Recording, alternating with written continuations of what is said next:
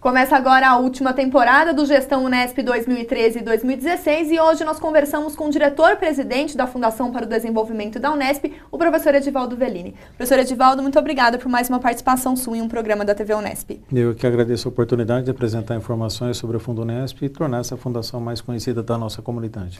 Professor, em outras ocasiões, também no Gestão Unesp, nós comentamos sobre a finalidade da instituição, da nossa universidade, ter uma fundação. Eu gostaria que o senhor comentasse especificamente quais ações estão à frente da Fundo Unesp.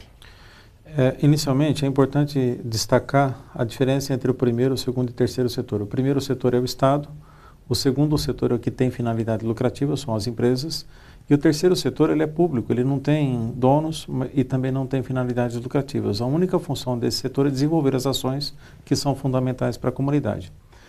Por outro lado, o terceiro setor ele tem algumas vantagens do ponto de vista de gestão. Ele é mais flexível do que o primeiro gestor. Então, as organizações sociais, as fundações, elas têm tido um papel muito importante em atividades de educação, saúde, no Brasil todo. Então, a Fundo Unesp, ela é um parceiro da Unesp, uma cooperadora da Unesp, que ela tem como função emprestar a Unesp, ou emprestar as ações da Unesp, a agilidade e a eficiência administrativa. Essa agilidade voltada para essa questão da administração também está relacionada a recursos humanos. Eu gostaria que o senhor, se pudesse, mensurar quem são esses recursos humanos, onde eles estão dentro da nossa universidade que passam por uma gestão desde a seleção pública até o pagamento, a folha de pagamento hoje que passa pela Fundo Unesp. A Fundo Unesp, praticamente todo o recurso que a Fundo Unesp recebe, ela é exatamente para a constituição dessas equipes de trabalho.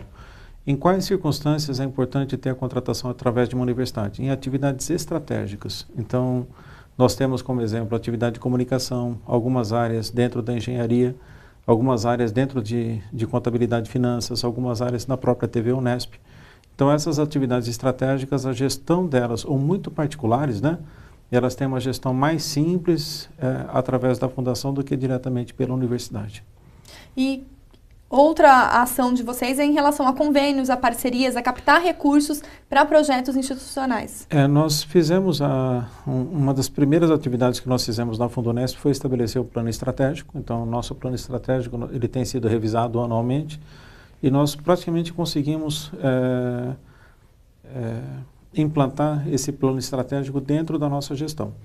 Mas a primeira atitude que nós tivemos foi redesenhar a missão da instituição. Então, o primeiro item, eu vou até ler para não me perder, então, é atuar como parceira no desenvolvimento institucional da Universidade Estadual Paulista. Isso envolve a contratação de recursos humanos e a qualificação de recursos humanos, e cooperar em suas atividades de ensino, pesquisa, extensão, inovação tecnológica e inovação social. Então, o método privado ele é muito mais efetivo no Brasil do que o método público. Então, nós fizemos, comparando a gestão pública e a privada, R$1 público no Brasil hoje ele vale de 40 a 50 centavos do real privado. Então, o que a Fundo Unesp faz, ela deixou de ser uma instituição que definia, que tinha suas próprias diretrizes acadêmicas, e passou a ser uma instituição que ajuda a universidade, transformando 40 centavos em R$1. Então, exatamente fazendo com que a gestão seja mais simples, mais barata e mais efetiva.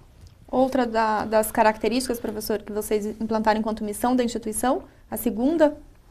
Sim, é colaborar com as competências aí das instituições públicas e privadas.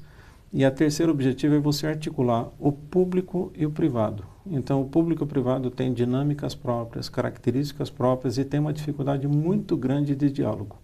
E vocês, nessa gestão especificamente da qual nós estamos conversando, né, essas articulações elas têm sido muito bem empenhadas. Então, o primeiro item do nosso plano estratégico, ele é exatamente assim, a qualificação da instituição para trabalhar em rede ou trabalhar em parceria. Hoje não se fala mais em parceria, mas trabalhar em rede. Então, rede de instituições públicas e privadas. Então, por exemplo, o prazo na universidade, 1, 2 anos, é normal. Na iniciativa privada, 1 ou 2 semanas é atraso. Então, até você conseguir equalizar os parceiros para que eles consigam dialogar, usar os mesmos termos, usar as mesmas dimensões de prazo, recursos e assim por diante, é bastante difícil. Outra diferença, no setor privado, você pode exercer qualquer atividade, realizar qualquer atividade que não seja vedada em lei. No setor público eu só posso fazer o que é autorizado em lei. Então são dinâmicas completamente diferentes e a harmonização desses dois setores é bem difícil. Então essa é uma das funções fundamentais do terceiro setor. E como que vocês têm harmonizado, professor? É um exercício, o que nós dizemos é que as parcerias elas não são celebradas, não são assinadas, elas são construídas. Então você só constrói uma parceria com muita convivência, com muito trabalho conjunto. Nenhuma parceria nasce grande, ela nasce pequena, adquire-se confiança. Você estabelece um processo de cooperação e cogestão e a parceria cresce. Então, o grande desafio, primeiro é semear parcerias, depois fazer com que elas cresçam e depois dar sustentabilidade a isso. Então, nós temos algumas parcerias já muito bem sucedidas. Então, quais são elas, professor? Podemos citar como exemplo assim, a Petrobras. Nós temos um número muito grande de convênios, de contratos com a Petrobras, envolvendo vários financiadores, mais as atividades de educação à distância. Então, nós temos hoje parcerias com a Secretaria de Educação, com a CAPES, então com a Prefeitura diretamente, né? Secretaria Estadual de Educação, Prefeitura, com a CAPES. Então, a gente tem um número muito grande de projetos ligados a essa área. Mas nós temos, hoje em andamento na Fundação, são 125 projetos, e esses 125 projetos, eles cobrem praticamente todas as áreas de conhecimento acadêmico que a universidade tem. Isso foi uma preocupação de vocês no momento de estabelecer essas parcerias, professor? De fato, a Fundação ela tem uma postura, primeiro uma postura reativa. Então, todos que nos procuram, nós atendemos. E criamos os canais de comunicação entre o público e o privado, entre parceiros, 2 públicos, 2 privados e assim por diante. Mas ela tem uma postura proativa também. Então, na verdade, dentro de atitudes proativas, né? Então, nós iniciamos um ciclo de eventos. Então, são eventos que são, primeiro, transdisciplinares, que são relevantes no Brasil, apoiam a gestão estadual, municipal e federal, né?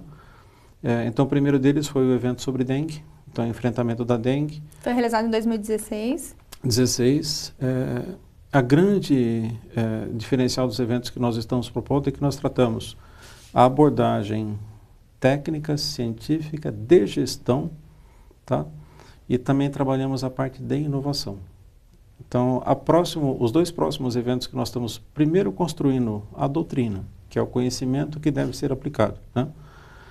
São eventos na área de segurança, cidades seguras, tá? E o terceiro tema é mobilidade urbana.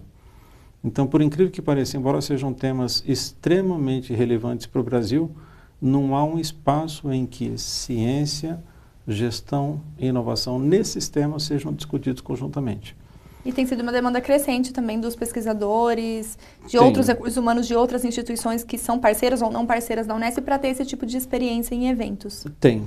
E nós também desenvolvemos um sistema que ele já foi validado esse ano em um grande evento. É um sistema de gestão de eventos. Então, é uma forma da Fundunesp participar de eventos realizados aí pela comunidade.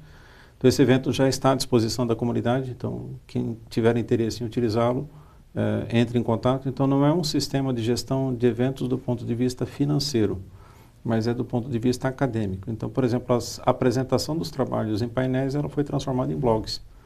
Então, você consegue manter a discussão, as pessoas opinam, você consegue ter um histórico das discussões, diferente do presencial. Você pode usar toda a cientometria, né, para determinar quais são os trabalhos que foram mais procurados, mais questionados, quem respondeu, quem não respondeu, assim por diante. Esse sistema se chama CIGEV, ele foi desenvolvido em conjunto com o ONEAD, então desenvolvimento conjunto das 2 instituições, né? E nós temos um interesse muito grande que toda a comunidade use e também a comunidade externa à Unesp.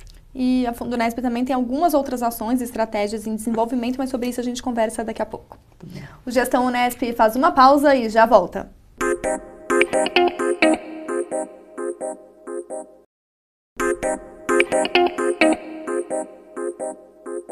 Estamos de volta com o Gestão Unesp e hoje nós conversamos sobre as ações da Fundação para o Desenvolvimento da Unesp, a Fundunesp. Professor Edivaldo, você à frente da Fundunesp tem proporcionado, né, junto com a sua equipe, vários apoios a programas institucionais, o PDI, à Universidade Aberta Terceira Idade. Eu gostaria que o senhor comentasse, né, esse apoio institucional que vocês têm dado à nossa universidade. Existem várias formas de apoiar. Uma delas é apoiar através de recursos. Então, a Fundunesp ela tem apoiado, em média, 40 projetos ao longo do ano.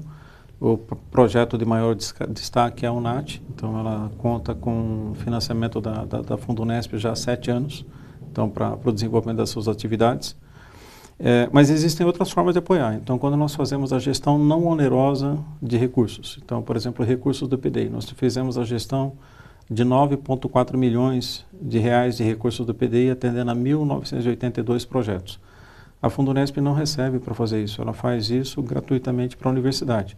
E qual o objetivo dela fazer essa gestão? Exatamente para dar agilidade e reduzir os custos de aquisição, reduzir os custos de contratação. Diretamente pela reitoria.